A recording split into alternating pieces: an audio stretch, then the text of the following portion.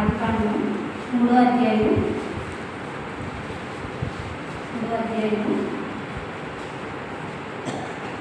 వచనం నుంచి చదువుతున్నామండి. నేను చదువుతాను. దేవుడైన యెహోవా చేసిన సమస్త భూజంతువులలో సర్పం ముక్తి గలదై ఉండేది. అది ఆ స్త్రీతో, ఇది నిజమా? ఈ తోట చెట్లలో దేని ఫలములైనను మీరు తినకూడదని దేవుడు చెప్పినా అని అడిగారు. ఇక్కడ ఏమని రాయబడింది ఉందంటే, ఆదికాండ గ్రంథంలో 3వ అధ్యాయం 1వ వచనంలో ఏమని రాయబడి ఉందంటే, దేవుడైన యెహోవా చేసిన సమస్త భూజంతువులలో, అంటే భూమి మీద ప్రాకు ప్రతి జంతువులలో సర్పము యుక్తిగలదై ఉందంట. సర్పం అంటే మనం ఏమనుకుంటాం? పాము అని అనుకుంటాం. అయితే బైబిల్ గ్రంథంలో ఏమేమి రాయబడి ఉందంటే, మనం అయితే అపవాది అని అనుకుంటాం. అలాగే శాతాను, దానికి ఏ పేరైనా పెట్టుకోవచ్చు. అలాగే తండ్రి అయిన దేవుడు ఏమని రాయబడి ఉందంటే, దేవుడైన యెహోవా చేసిన భూజంతువులలో సర్పం యుక్తిగలదై ఉండేది. అది ఆ స్త్రీతో, ఇది నిజమా? ఈ తోట చెట్లలో దేని ఫలములైనను మీరు తినకూడదని దేవుడు చెప్పిన. ఇక్కడ పురుషాలు పెట్టాడు. ఏమని సాతాను ఏమని పురుషాలు పెట్టిందంటే, మీరు ఇక్కడ చేసిన చెట్లలో ఏ ఫలమైనా దేవుడు తినవచ్చు అని చెప్పారు కదా, ఈ చెట్టు ఫలమే తినకూడదని దీర్ఘంగా సాగదీసి అడిగిందంట. అడిగేటప్పటికి ఈ స్త్రీ ఏమని అన్నట చూడండి. 2వ వచనం. అందుకు స్త్రీ, ఈ తోట చెట్ల ఫలములు మేము తినవచ్చు, అయితే తోట మధ్య ఉన్న చెట్టు ఫలములను గురించి దేవుడు మీరు సాగుకున్నట్లు వాటిని తినకూడదని వాటిని ముట్టకూడదని చెప్పినని సర్పంతో అని. ఇక్కడ ఆ స్త్రీ, అప్పటికి అవ్వమ్మ గారికి అవ్వ అని పేరు పెట్టలేదు. ఆ స్త్రీ అనే ఆదమ్మ గారు అన్నారు, దేవుడు అన్నారు, సర్పం కూడా ఆ స్త్రీ అనే కలిగింది. ఇక్కడ ఆ స్త్రీతో సర్పం మాట్లాడినప్పుడు సర్పంతో స్త్రీ కూడా మాట్లాడింది. ఇక్కడున్న చెట్ల ఫలం అన్నీ తినవచ్చు అన్నారు, కానీ ఈ చెట్ల మధ్యలో ఉన్న ఈ ఫలము తినకూడదని దేవుడు మాకు చెప్పాడని సర్పంతో ఎవరు చెప్పారు? ఆ స్త్రీ.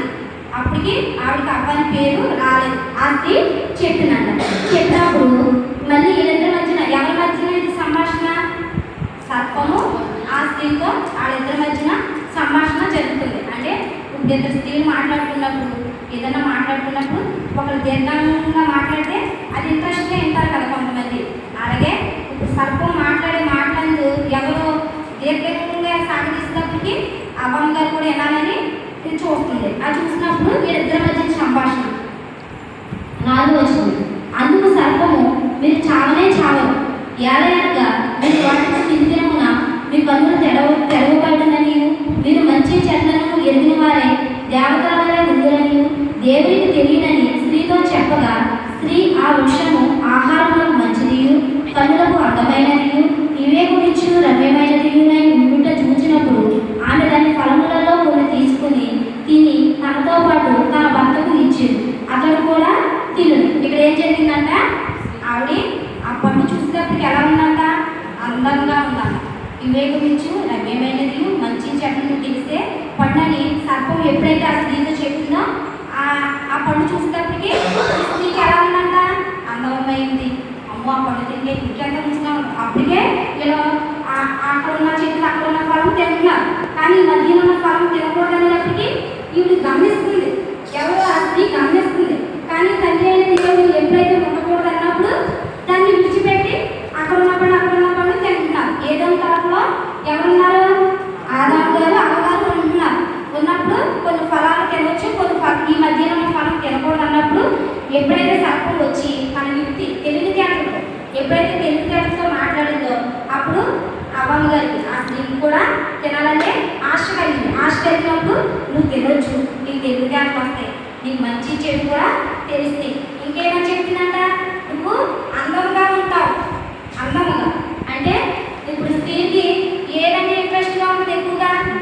నువ్వు అందంగా ఉన్నావు అనేటప్పటికి ఇంకా ఆశ కలుగుతుంది. అలాగే ఈ స్త్రీతో కూడా సర్పము యుక్తిగా మాట్లాడింది, తెలివితేటలుగా. నువ్వు తినవచ్చు, కన్నులు తెరవబడినని మీరు మంచి చెట్లను ఎరిగి, వారు దేవతల వలె. దేవతలు ఎలా ఉంటారండి? అందంగా ఉంటారు. దేవతల వలె ఉందిరని అనేటప్పటికీ ఆవిడ ఏం చేసింది? ఆ చెట్టు ఫలంలో కొన్ని కోసి తను తినటమే కాకుండా తన భర్తకు కూడా ఇచ్చింది. అప్పుడైనా ఆదాము గారితో తండ్రి అయిన దేవుడు ఎన్నోసార్లు చెప్పుకుంటూ ఉంటారు, మధ్య ఈ చెట్టు మధ్య ఉన్న ఫలం తినకూడదని. కానీ తన భార్య ఇచ్చినప్పటికీ ఇది తినవచ్చు అనేటప్పటికీ ఆయన కూడా కొన్ని తిన్నాడంట. స్త్రీలు ఎలా ఉంటారంటే తెలివితేటలు ఉంటాయి. స్త్రీలు బైబిల్ గ్రంథంలో తెలివితేటలు చురుకైన వారు. ఎంతోమంది స్త్రీలు తెలివితేటలతో కుటుంబాన్ని కట్టుకునేవారు ఉంటారు. తెలివితేటలతోటి ఎన్నో చిన్న చిన్న వ్యాపారాలు చిన్న చిన్న ఉద్యోగాలు చేసేవారు ఉంటారు. కానీ ఈ స్త్రీకి ఎంత తెలివితేటలో అధిక తెలివి, ఉండాల్సిన తెలివి కన్నా అధిక తెలివి. ఎప్పుడైతే సర్పం యుక్తిగా తన తెలివితేటలతో ఉపయోగించిందో ఇంకా ఈవిడ అధిక తెలివితో తండ్రి అయిన దేవుడు చెప్పినప్పుడు కూడా ఎందుకు తినకూడదు, ఇది అర్థమవుతుంది తెలివితేట తెలిస్తేనేప్పటికీ తనతో పాటు తన భర్తకి ఇచ్చింది. తన భర్తకి ఇచ్చినప్పుడు తండ్రి అయిన దేవుడు మళ్ళీ ఏదైనా తోటలోకి ఆదాము ఆ స్త్రీ దగ్గరికి వచ్చారు. వచ్చినప్పుడు ఇప్పుడు దేవుడికి ఆదాము ఆ స్త్రీకి సంభాషణ 12వ వచనం. అందుకు ఆదాము నాతో నుండుటకు నీవు నాకిచ్చిన ఈ స్త్రీయే ఆ వృక్షఫలములలో కొన్ని నాకీగా నేను తింటున్నాను. అప్పుడు తండ్రి అయిన దేవుడు వచ్చి ఆదాముని అడిగారు, మీరు అప్పుడు ఆదాము గారు ఎక్కడున్నారు? ఆదాము అవ్వ ఎక్కడున్నారండి? చెట్టు చాటున ఉన్నారు. ఎందుకని ఉన్నారు? ఎందుకంటే ఆవిడ తెలివితేటలు వచ్చినాయి, సిగ్గు తెలిసింది. అప్పటి వరకు ఆవిడ ఎలా ఉన్నారు? దేవుడి దగ్గర చిన్న బిడ్డలు ఎలా ఉన్నారు? పుట్టిన బిడ్డలు ఎలా ఉన్నారండి? బట్టలు లేకుండా చిన్న బిడ్డలు. వాళ్ళకి ఏమి తెలియదు కదా, కడుపులో నుంచి వచ్చినప్పటికీ పిల్లలకి ఏమి తెలియదు కదా. అలాగే ఆదాము అవ్వగారు కూడా అలానే ఉన్నారు. అలా ఉండేటప్పటికీ ఈ పండు ఎప్పుడైతే తిన్నారో తెలివితేటలు వచ్చేసింది, సిగ్గు తెలిసింది. ఆడో ఎక్కడున్నారో? చెట్టు చాటున ఎలా ఉన్నారండి? ఆకులు కట్టుకుని చెట్టు చాటున ఉన్నారు. అప్పుడు తండ్రి అయిన దేవుడు అడుగుతున్నారు, మీకు ఇలాగా తెలియడానికి ఎవరు కారణం అన్నప్పుడు ఆదాము గారు చూడండి, నువ్వు నాకు ఇచ్చిన స్త్రీ, ఆ స్త్రీ వల్ల ఈ పండు నేను తిన్నాను. ఇప్పుడు వరకు నేను ఏ పండు తినలేదు కదా, నాకేమీ తెలియలేదు. కానీ నేను నాకు ఇచ్చిన స్త్రీ ద్వారా ఆ పండు నేను తిన్నానని ఆదాము గారు అన్నారు. అప్పుడు తండ్రి అయిన దేవుడికి ఏమొచ్చింది? కోపం వచ్చింది. అప్పుడు కోపంతో తండ్రి అయిన దేవుడు ఆ స్త్రీని ఎలాగో ఆశీర్వదించారో చూద్దామండి. 16వ వచనం.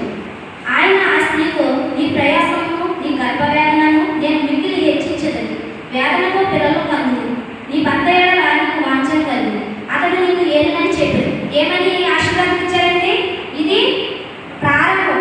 ఆదికాండం ప్రారంభంలో, భూమి ప్రారంభంలో మొదట ఆశీర్వాదం ఎవరికి? ఆదాము ఆ స్త్రీకి మొదట ఆశీర్వాదం ఏమని ఇచ్చాడు?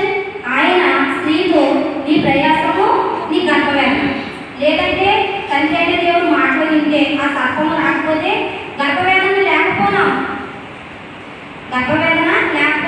కానీ తండ్రి అయిన దేవుడు ఏమన్నాడు? ఇప్పుడు చాలా మందికి అయితే నార్మల్ తెలిసి అవ్వనోళ్ళకైతే నొప్పులు తెలియట్లేదు. కానీ మామూలు సులువు ప్రశ్న అయ్యే ఒక నొప్పి తెలిసింది కదండి. అదే గర్భవేదనతో హెచ్చించేది. చూడండి, ఆయన స్త్రీతో నీ ప్రయాసము నీ గర్భవేదనను నేను మిక్కిలి అంటే ఎక్కువగా, చిన్నగా కూడా కాదు, ఎక్కువగా అంటే ఇక వేదనతోనే నువ్వు పిల్లలను కలిగి అని మొదట ఆశీర్వాదం. నీ భర్త ఏదైనా నీకు వాంఛన కలిగి. వాంఛన అంటే ఏంటండి? ఇద్దరికి సమాధానం ఉండదు. ఇక చిన్నదానికి పెద్దదానికి ఒక్కొక్కరు ఇష్టం లేని భార్యతో, ఇష్టం లేని భర్తతో ఎప్పుడు చిన్న చిన్న గొడవలు తెచ్చుకుంటూ ఉంటారు. అలాగే ఏమైనా దేవుడు ఆశీర్వాదించేది మీ ఇద్దరికి వాంఛన కలిగి విసుగుదల. అతడు నిన్ను ఏదని చెప్పాడు ఇక్కడ. అప్పుడు వరకు తండ్రి అయిన దేవుడు ఇద్దరిని సమానంగా చూసుకుంటూ వెళ్ళాడు. కానీ ఇక్కడికి వచ్చేటప్పటికి భర్త చేతికి భార్య జుట్టు వచ్చేసిందండి. ఎలాగా మనకి ఇప్పుడు భర్త పైగా ఉంటే ఇప్పుడు వివాహం చేసినప్పుడైనా భర్త అంత ఉండాలి, స్త్రీ ఎంత ఉండాలి అనుకుంటారు. అలాగే దేవుడైన ఆశీర్వాదం ఇచ్చింది. ఎలా ఇచ్చారంటే నీ భర్త నిన్ను ఏడు, నీ గర్భవేదన మరి మిక్కిలి హెచ్చించిందని దేవుడు సెలవిచ్చాడు. అలాగా స్త్రీలు తెలివితేటలతో కుటుంబాన్ని కట్టుకోవాలి. కానీ అధిక తెలివితో కుటుంబాలు పాడు చేసుకుంటారు, దేవుడికి విరుద్ధంగా మాట్లాడతారు, దేవుడి వాక్యానికి లోబడరు. అలాగే ఇంకో స్త్రీని కూడా చూద్దామండి. ఆదికాండం 19వ అధ్యాయం అండి. ఇది కూడా మనకు తెలిసింది. 17వ వచనం. ఆదికాండం 19వ అధ్యాయం 17వ వచనం. ఇది మనకు తెలిసిందేనండి. కాకపోతే మన స్త్రీ గురించి తెలుసుకుంటున్నాం.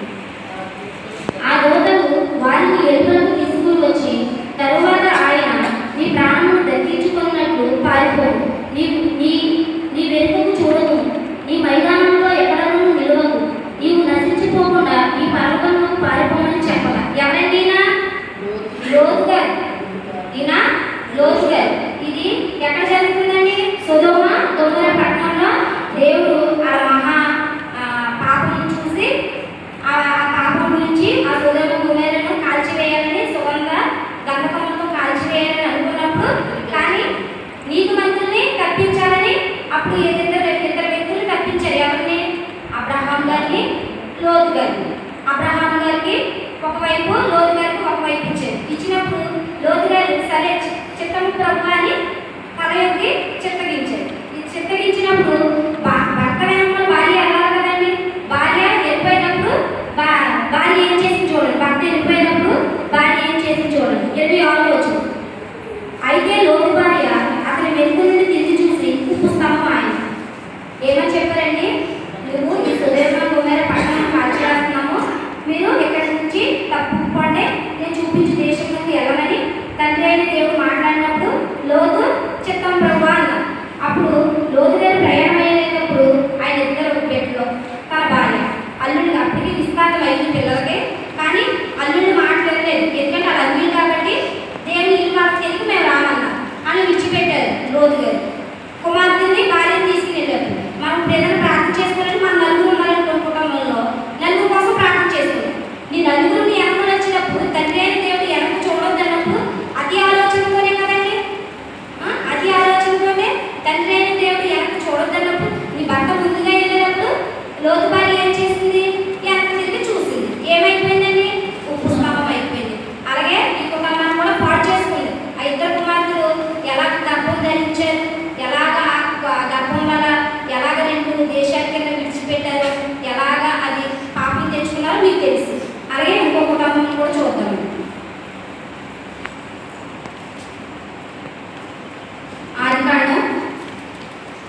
ఆదికాండం అండి 34వ అధ్యాయం 1వ వచనం. ఇది కూడా మీకు తెలిసిందే. ఇద్దరు స్త్రీలు ఏం చేశారండి? అతి తెలివితేటతోటి దేవుని ఉగ్రతకి పాల్పడ్డారు, దేవుని శిక్షకు బలైపోయారు. అలాగే ఈ స్త్రీ కూడా చూద్దామండి. లేయా యాకోబునకు కలిగిన కుమార్తె అయిన దీనా ఆ దేశపు కుమార్తెలను చూడవెళ్ళింది. ఆ దేశపు వెళ్ళిన హివ్వీయుడైన హమోరు కుమార్తెలు షెకెము ఆమెను చూసి ఆమెను పట్టుకుని ఆమెతో క్షేమించి ఆమెను అవమానపరిచింది. ఇవి ఎవరండి? లేయా. ఇవి ఎవరి భార్య అండి? లేయా యాకోబు గారి భార్య. ఇదేనా ఎవరి కుమార్తె? లేయా కుమార్తె. యాకోబు గారికి ఎంతమంది కుమారులు అండి? 12 మంది. ఈవిడి 13వ కుమార్తె. ఎంత గారాభంగా పెరిగి ఉంటుంది. ఆ 12 మంది అందులో ఉన్నారంటే ఇప్పుడు ఎగ్జాంపుల్గా చెప్పాలంటే మా చిన్న ఉన్నాడంటే మా చిన్నపిల్ల మా పప్పి అక్కడ వెళ్తే ఎక్కడికి వెళ్తున్నారని అడుగుతారు. ఆ రోజుల్లో 12 మంది అన్నలు ఉన్నారంటే ఈవిడి అడుగుతారు కదా ఎక్కడికి వెళ్తున్నావు ఏంటి అని. కానీ ఎవరికి తెలియకుండా వెళ్ళాలనుకున్నాం. ఎవరు చూద్దామని వెళ్ళిందంట? అక్కడ ఉన్న కుమార్తెలు ఇంకా నాకన్నా అందంగా ఉన్నారేమో, నాకన్నా తెలివితేటలుగా ఉన్నారేమో. ఒకవేళ సపోజ్ ఈవిడేమన్నా ఎక్కడన్నా వెళ్తాము, కానీ ఇంట్లో తల్లిదండ్రులకి చెప్పలేదు, 12 మంది అన్నలకి చెప్పలేదు. సొంత నిర్ణయంతో, సొంత ఆలోచనతో ఎవ్వరి స్త్రీ కన్యక అయినప్పటికీ తల్లిదండ్రులకి విధేయత చూపించిందా? దేవుని ప్రేమను ఎరిగింది. క్రైస్తవురాలు అయినప్పటికీ ఎవరు చూద్దామని వెళ్ళిందంట? అన్యులు చూద్దామని, ఆ దేశపు స్త్రీని చూడాలని. నాకన్నా అందంగా ఉన్నారా, నాకన్నా తెలివితేటలుగా ఉన్నారేమో, ఆ దేశం చూడాలని ఇంట్లో తల్లిదండ్రులకు చెప్పకుండా, దేవునికి భయపడకుండా, 12 మంది అన్నలకి చెప్పకుండా వెళ్ళింది. వెళ్ళి ఏం తెచ్చుకుందండి? అవమానం తెచ్చుకుంది. ఇంట్లో సమాధానం ఉందా? అన్నలకు సమాధానం ఉందా? తనకు సమాధానం ఉందా? అవమానం తెచ్చుకుంది. కుటుంబం 12 మంది ఆశీర్వదింపబడిన వారు, ఇశ్రాయేలు అనబడిన యాకోబు గారు. కానీ ఏం తెచ్చింది? కుటుంబానికి అవమానం తెచ్చింది. అవమానం తెచ్చి ఏం చెప్పింపబడింది చూడండి. ఇక్కడ యాకోబు గారు కుమారుని అంటున్నారు. ఏం చేశారంటే ఆ 12 మంది అన్నలో తనని ఎవరైతే అవమానం పరిచారో ఆలయంలో సమాధానం పడ్డారు. మీరు ఎప్పుడైతే సున్నత పొందుతారో మా కుమార్తెని మీకు ఇస్తామని ఆలయంలో సమాధానం పడ్డారు. అయినప్పటికీ ఆ అన్నంలో ఏముంది? నా చెల్లిని ఎందుకైతే ఇలా అవమానపరచాలో ఆయన చంపేయాలి, సున్నతి అనే పేరు చెప్పి ఆయన చంపేయాలని పాపం. ఇద్దరు అన్నలు, ఆ ఇద్దరు అన్నల పేరు ఏంటంటే ఇక్కడ ఉన్నాయి, సిమ్యోను, లేవి. ఇద్దరు అన్నలు, ఆ 12 మంది ఇద్దరు అన్నలు మా చెల్లిని ఎందుకైతే ఇలా చేయాలి, ఎందుకైతే ఇంత అవమానం తేవాలని పక్క పెంచుకున్నారు. లేకన్నా యాకోబు కుమార్తె అయిన దీనా ఆ దేశం ఎంత నుంచి ఆ ఇద్దరు కుమారుల్లో ఏమొచ్చిందండి? ప్రేమ మర్చిపోయారు, దేవుని ప్రేమ మర్చిపోయారు, తల్లిదండ్రుల ప్రేమ మర్చిపోయి ఏం పెంచుకున్నారు? కోపం. పక్క పెంచుకుని ఆ దేశాన్ని పాడు చేయాలని వాళ్ళు ఏం చేశారంట? ఆ దేశం వెళ్ళి ఆ ప్రజలను చంపేశారు. చంపేసేటప్పటికి ఏం తెచ్చారు? దేవునికి అవమానం తెచ్చారు. వాళ్ళు ఎవరో అన్యులు కాదు, దేవుని ప్రేమ ఎరిగిన వారు, దేవుని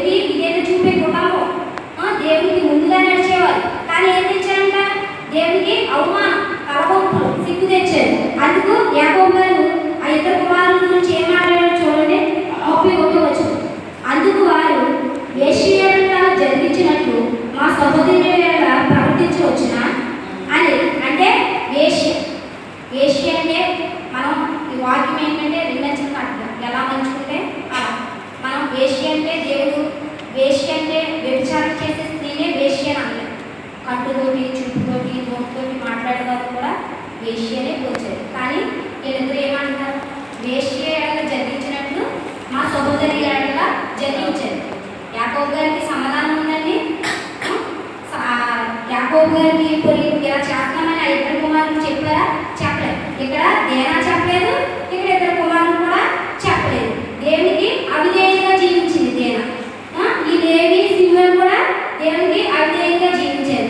అలాగే ఇప్పుడు స్త్రీలు ఎవరి పెట్టు ఎవరి కాలంలో కాడిపోయిట నదులకు లేదు అంటే మనం ఇప్పుడు ఎవరి కాలంలో కాడంటే ఏమనుకుంటాం? బాప్తిసం.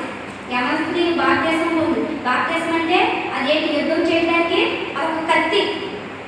లేకపోతే ఏదన్నా ఎవరైనా స్నేహితులైనా ఇరుగు పొరుగువారైనా ఏదైనా పాపంలో కూలిపోతే అయ్యో నేను బాప్తిసం తీసుకున్నా అన్న మనస్సాక్షి అయినా గర్తిస్తుంది. అలాగే ఎవరి బిడ్డలో కాలేజీకి వెళ్ళినప్పుడైనా స్కూల్కి వెళ్ళినప్పుడైనా తల్లిదండ్రులకు చెప్పాలి, సంఘంలో చెప్పాలి.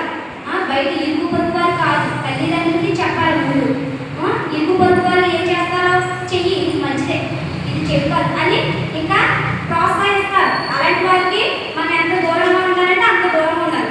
ఎవరైనా కుటుంబాలు కట్టుకునేవారైనా ఎవరి బిడ్డలైనా ఎలా ఉండాలి? దేవుని ఎదిగినవారు, మనం బాప్తిసం పొందినవారు, కుటుంబంలో ఉండేవాళ్ళు, సంఘంలో ఉండేవాళ్ళు. అందుకు మనం దేవుని ప్రేమ తెలిసేవారు కాబట్టి మనం ఇతరుల మాటలు అన్యుల మాటలకి చెవి పెట్టకూడదు. ఎవరి బిడ్డలై కుటుంబాలు కట్టుకునేవారైనా అందరూ దేవుని ప్రేమ ఎరిగి ఒకరినొకరు ఆదరించుకుంటూ సమాధానం కలిగి జీవించాలని చిన్నవాళ్ళని దేవుడు దీవించుకుంటారు.